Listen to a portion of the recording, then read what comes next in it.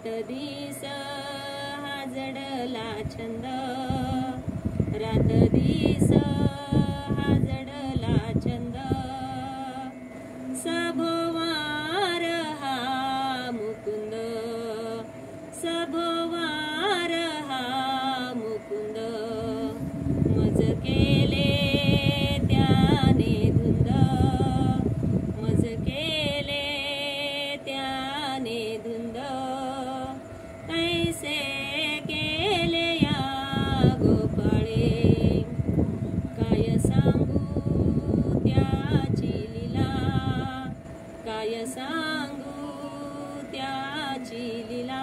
त्याची लीला अपार आहे, खूप खूप अपार आहे.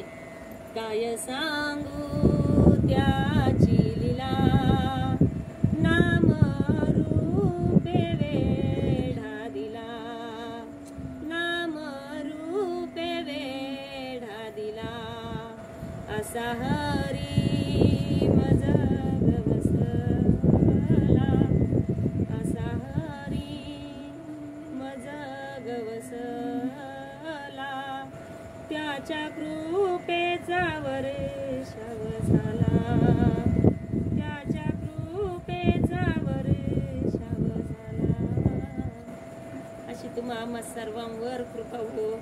ते नामस्मरण आपण अखंड करत राहू. सद्गुरूंनी आपल्याला फार मोठा नामरथ जोडून दिलाय. त्या रथामध्ये सारथ्य करता येते. आपल्याला बसायचंय, आपला अहंभाव, मीपणा सगळं काही टाकून द्यायचंय. नम्र झाल्याशिवाय काही भेटत नाही.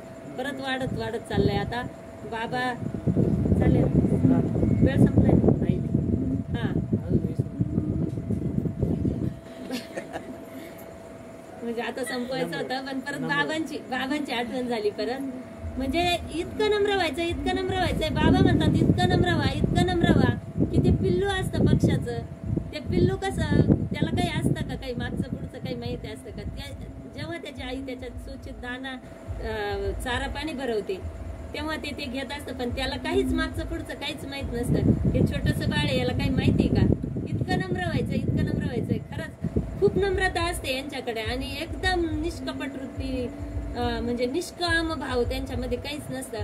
बाबा म्हणतात तुम्हाला जर खरंच त्याची प्राप्ती करून घ्यायची असेल तर व्हावे लहानाहून लहान. म्हणजे रडत्या बाळा मायेचा वरे ना पाना, रडत्या बाळा मायेचा वरे ना पाना, उचलून घेती त्यासी पुन्हा पुन्हा, उचलून घेती त्यासी पुन्हा पुन्हा. तसे माझ्यासाठी रडेला जो ताना, तसे माझ्यासाठी रडेला जो ताना, पाजील नामामृताचा मी त्यास पाना, पाजील नामामृताचा मी त्यास पाना. मग असा नामामृताचा पाना पिण्यासाठी आपल्याला लहान व्हायचंय. व्हावे लहानाहून लहान.